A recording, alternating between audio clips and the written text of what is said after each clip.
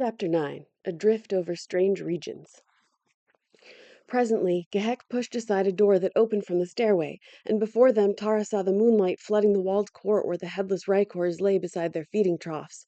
She saw the perfect bodies, muscled as the best of her father's fighting men, and the females whose figures would have been the envy of many of Helium's most beautiful women. Ah, if she could but endow these with the power to act!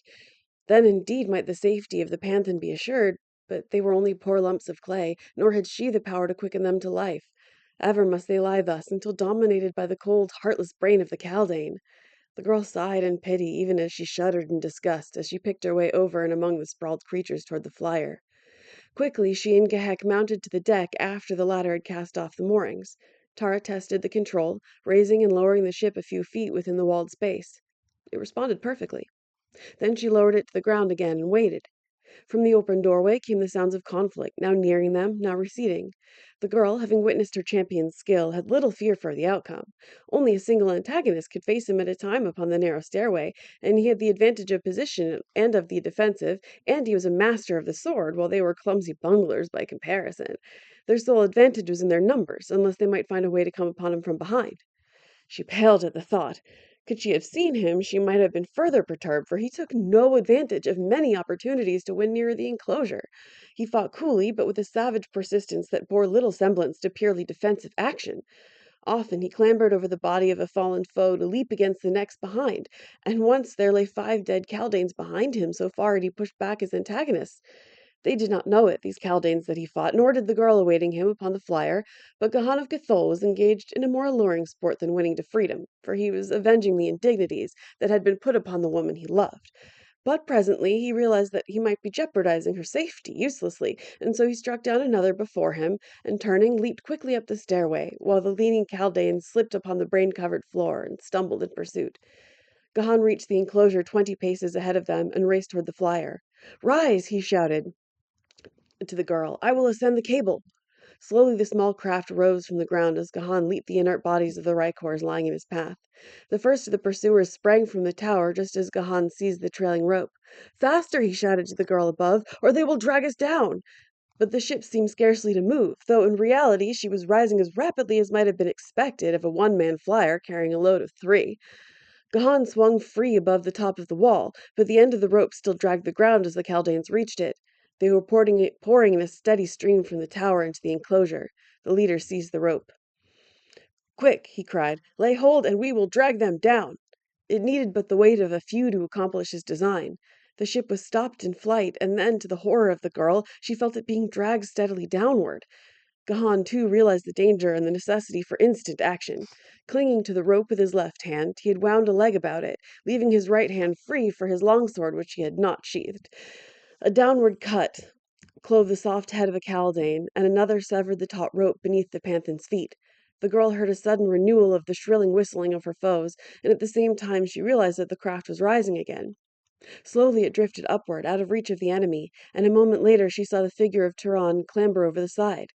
For the first time in many weeks her heart was filled with the joy of thanksgiving, but her first thought was of another. "You are not wounded?" she asked. "No, Tara of Helium," he replied. "They were scarce worth the effort of my blade, and never were they a menace to me because of their swords." "They should have slain you easily," said Gehek. "So great and highly developed is the power of reason among us that they should have known before you struck just where, logically, you must seek to strike, and so they should have been able to parry your every thrust and easily find an opening to your heart." "But they did not, Gehek," Gahan reminded him. "Their theory of development is wrong, for it does not tend toward a perfectly balanced whole. You've developed the brain and neglected the body, and you can never do with the hands of another what you can do with your own hands. Mine are trained to the sword. Every muscle responds instantly and accurately and almost mechanically to the need of the instant. I'm scarcely objectively aware that I think when I fight, so quickly does my point take advantage of every opening, or spring to my defense if I am threatened, that it is almost as though the cold steel had eyes and brains. You, with your Chaldean brain and your Rykor body, never could hope to achieve in the same degree of perfection those things that I can achieve. Development of the brain should not be the sum total of the human endeavor. The richest and happiest peoples will be those who attain closest to well-balanced perfection of both mind and body, and even these must always be short of perfection. In absolute and general perfection lies stifling monotony and death. Nature must have contrasts. She must have shadows as well as highlights. sorrow with happiness, both right and wrong, and sin as well as virtue." "Always have I been taught differently," replied Gahek, "but since I have known this woman and you of another race, I have come to believe that there may be other standards fully as high and desirable as those of the Chaldaeans. At least I have had a glimpse of the thing you call happiness, and I realize that it may be good, even though I have no means of expressing it. I cannot laugh or smile, and yet within me is a sense of contentment when this woman sings. A sense that seems to open before me wondrous vistas of beauty and unguessed pleasure that far transcend the cold joys of a perfectly functioning brain. I would that I had been born of thy race." Caught by a gentle current of air, the flyer was drifting slowly toward the northeast across the valley of Bantoom. Below them lay the cultivated fields, and one after another they passed over the strange towers of Moak and Nolach and the other kings of the swarms that inhabited this weird and terrible land. Within each enclosure surrounding the towers groveled the rykors, repellent, headless things, beautiful yet hideous. "A lesson, those," remarked Gahan, indicating the rykors, in an enclosure above which they were drifting at the time, "to that fortunately small minority of our race which worships the flesh and makes a god of appetite. You know them, Tara of Helium. They can tell you exactly what they had at the midday meal 2 weeks ago, and how the loin of the thoat should be prepared, and what drink should be served with the rump of the zitidar." Tara of Helium laughed. "But not one of them could tell you the name of the man whose painting took the Jedax Award in the Temple of Beauty this year," she said. "Like the Rykors, their development has not been balanced. Fortunate are indeed are those in which there is combined a little good and a little bad, a little knowledge of many things outside their own callings, a capacity for love and a capacity for hate, for such as these can look with tolerance upon all, unbiased by the egotism of him whose head is so heavy on one side that all his brains run to that point." As Gahan ceased speaking, Gehek made a little noise in his throat, as does one who would attract attention. "You speak as one who has thought upon many subjects. Is it, then, possible that you of the red race have pleasure in thought? Do you know aught of the joys of introspection? Do reason and logic form any part of your lives?" "Most assuredly," replied Gahan, "but not to the extent of occupying all our time, at least not objectively. You, Gehek, are an example of the egotism of which I spoke. Because you and your kind devote your lives to the worship of mind, you believe that no other created beings think. And possibly we do not in the sense that you do, we who only think of yourselves and your great brains. We think of many things that concern the welfare of a world. Had it not been for the red men of Barsoom, even the Chaldaeans had perished from the planet. For while you may live without air, the things upon which you depend for existence cannot, and there had been no air in sufficient quantities upon Barsoom these many ages, had not a red man planned and built the great atmosphere plant which gave new life to a dying world. What have all the brains of all the Chaldaeans that have ever lived done to compare with that single idea of a single red man?" Gehek was stumped. Being a Chaldean, he knew that brains spelled the sum total of universal achievement, but it had never occurred to him that they should be put to use in practical and profitable ways. He turned away and looked down upon the valley of his ancestors, across which he was slowly drifting. Into what unknown world? He should be a veritable god among these underlings, he knew, but somehow a doubt assailed him. It was evident that these two from that other world were ready to question his preeminence, even though even through his great egotism was filtering a suspicion that they patronized him, perhaps even pitied him. Then he began to wonder what was to become of him. No longer would he have many Rykors to do his bidding, only this single one, and when it died there could not be another. When it tired, Gehek must lie almost helpless while it rested. He wished that he had never seen this red woman. She had brought him only discontent and dishonor, and now exile. Presently Tara of Helium commenced to hum a tune, and Gehek the Chaldean was content. Gently they drifted beneath the hurtling moons above the mad shadows of a Martian night. The roaring of the banths came in diminishing volume to their ears as their craft passed on beyond the boundaries of Bantoom, leaving behind the terrors of that unhappy land. But to what were they being born? The girl looked at the man sitting cross-legged upon the deck of the tiny flyer, gazing off into the night ahead, apparently absorbed in thought. "Where are we?" she asked. "Toward what are we drifting?" Taran shifted his broad shoulders. "The stars tell me that we are drifting toward the northeast," he replied, "but where we are, of what lies in our path, I cannot even guess. A week since I could have sworn that I knew what lay behind each succeeding ridge that I approached, but now I admit in all humility that I have no conception of what lies a mile in any direction. Tara of Helium, I am lost, and that is all I can tell you." He was smiling, and the girl smiled back at him. There was a slightly puzzled expression on her face. There was something tantalizingly familiar about that smile of his. She had met many a panthan. They came and went following the fighting of a world, but she could not place this one. "Uh, from what country are you, Turan?" she added suddenly. "Know you not, Tara of Helium," he countered, "that a panthan has no country? Today he fights beneath the banner of one master, tomorrow beneath that of another." "But you must own allegiance to some country when you are not fighting," she insisted. "What banner, then, owns you now?" He rose and stood before her then, bowing low. "And I am acceptable," he said. "I serve beneath the banner of the daughter of the Warlord now. And forever." She reached forth and touched his arm with a slim brown hand. "Your services are accepted," she said, "and if ever we reach Helium, I promise that your reward shall be all that your heart could desire." "I shall serve faithfully, hoping for that reward," he said. But Tara of Helium did not guess what was in his mind, thinking rather that he was mercenary. For how could the proud daughter of the Warlord guess that a simple panthan aspired to her hand and heart?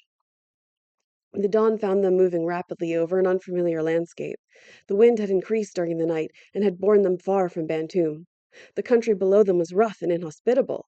No water was visible, and the surface of the ground was cut by deep gorges, while nowhere was any but the most meager vegetation discernible.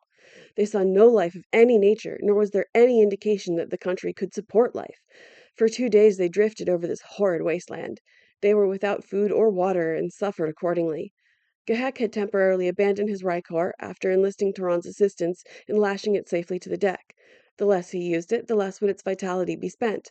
Already it was showing the effects of privation. Gehek crawled about the vessel like a great spider, over the side, down beneath the keel, and up and over the opposite rail. He seemed equally at home as one place as another.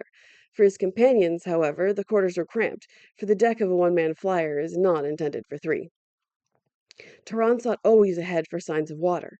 Water they must have, or that water-giving plant which makes life possible upon many of the seemingly arid areas of Mars.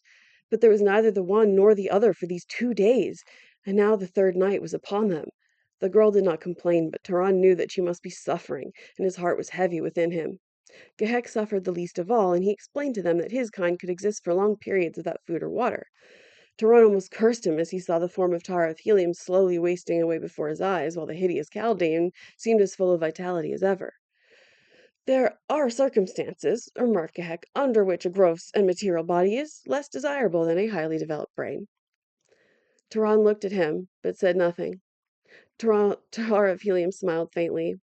"One cannot blame him," she said. "Were we not a bit boastful in the pride of our superiority? When our stomachs were filled," she added. "Perhaps there is something to be said for their system," Turan admitted. "If we could but lay aside our stomachs when they cried for food and water, I have no doubt but that we should do so." "I should never miss mine now," assented Tara. "It's mighty poor company." A new day had dawned, revealing a less desolate country, and renewing again the hope that had been low within them. Suddenly Turan leaned forward, pointing ahead. "Look, Tara of Helium!" he cried. "A city! As I am Turan the Panthan! A city!" Far in the distance, the domes and walls and slender towers of a city shone in the rising sun. Quickly, the man seized the control, and the ship dropped rapidly behind a low range of intervening hills, for well Turan knew that they must not be seen until they could discover whether friend or foe inhabited the strange city. Chances were that they were far from the abode of friends, and so much must the Panthan move with the utmost caution. But there was a city, and where a city was water, even though it were a deserted city, and food if it were inhabited.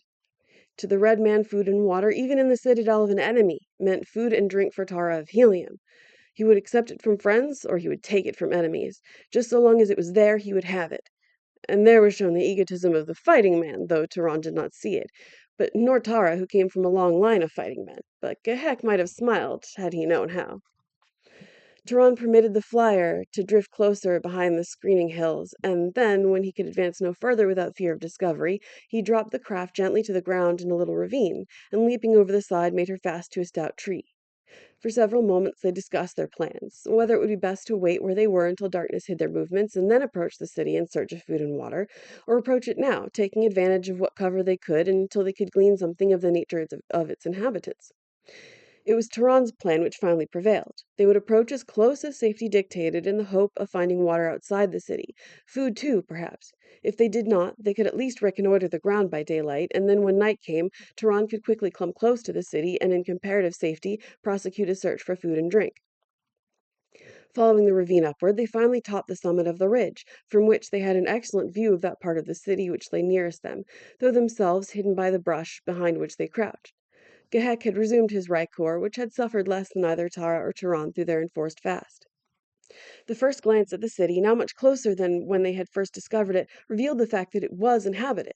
Banners and pennons broke from many a staff. People were moving about the gate before them. The high white walls were paced by sentinels at far intervals. Upon the roofs of higher buildings, the women could be seen airing the sleeping silks and furs. Tehran watched it all in silence for some time.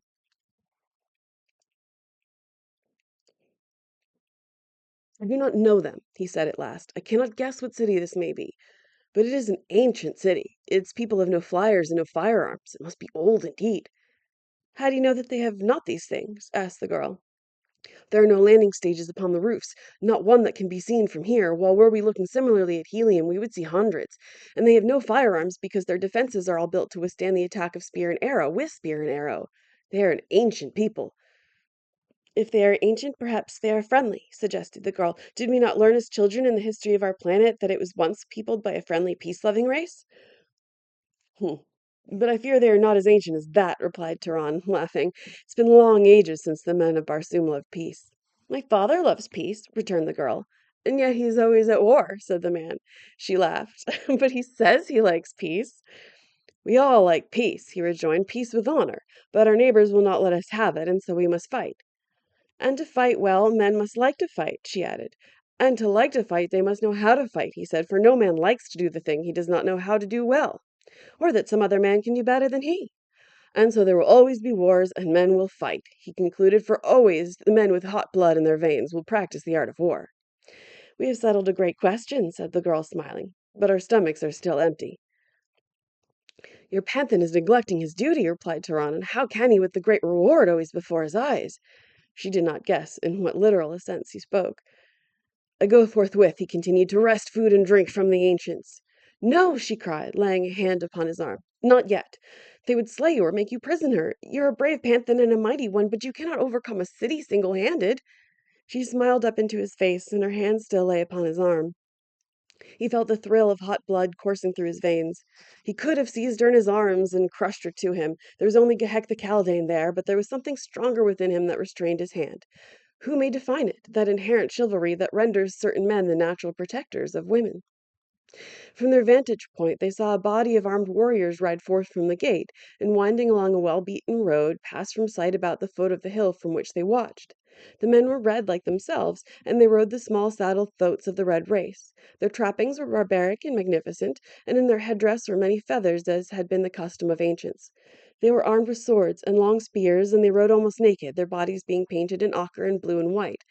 There were perhaps a score of them in the party, and as they galloped away on their tireless mounts, they presented a picture at once savage and beautiful. "They have the appearance of splendid warriors," said Tehran. "I have a great mind to walk boldly into their city and seek service." Tara shook her head. "Wait," she admonished. "What could I do without you? And if you were captured, how could you collect your reward?" "I should escape," he said. "At any rate, I shall try it," and he started to rise. "You shall not," said the girl, her tone all authority. The man looked at her quickly, questioningly. "You have entered my service," she said a trial haughtily. "You have entered my service for hire, and you shall do as I bid you." Tehran sank down beside her again with half a smile upon his lips. "It is yours to command, princess," he said. The day passed. Gehek, tiring of the sunlight, had deserted his Rykor and crawled down a hole he had discovered close by. Tara and Tehran reclined beneath the scant shade of a small tree. They watched the people coming and going through the gate. The party of horsemen did not return. A small herd of Zitidars was driven into the city during the day, and once a caravan of broad-wheeled carts drawn by these huge animals wound out of the distant horizon and came down to the city. It, too, passed from their sight within the gateway. Then darkness came, and Tara of Helium bid her panthan search for food and drink, but she cautioned him against attempting to enter the city. Before he left her, he bent and kissed her hand, as a warrior may kiss the hand of his queen. It's the end of chapter 9. I hope you will join me next time for chapter 10, entitled Entrapped. So, you can kind of guess what's about to happen there. Um, I am I am doing my best to show Gehek's uh transformation, it was growth. Gehek's growth as it starts to appreciate it, or I guess they're using he as he starts to appreciate the pleasures in life other than that of thinking and a great brain, trying to smoothen his voice a little bit, because the other Chaldeans really didn't have any like cadence at all. It was very mechanical. So I'm trying to like keep the mechanical a little bit, but add some fluidity as he gets to know Tara and Gahan slash Turan better. Um, so yeah, oh yeah, I'd also love to know if you enjoyed that little book report that my partner did at the end of the last video. Like, please leave a comment, let me know if we should do that again, because like we both had fun doing that. So yeah, let me know if you enjoyed it too, and join me for the next Tara Tuesday. Um, I am enjoying sharing this book with you. Oh, and stay tuned because in the next video I will announce what the next book after this is going to be. This book does have like 22 chapters and a prologue and a epilogue, so it'll be a minute. But if people are excited, I can start the other one and sort of overlap them. That works for me. So yeah, let me know. Give it a like and a subscribe, and I hope to see you next time. And yeah, enjoy some good sci-fi.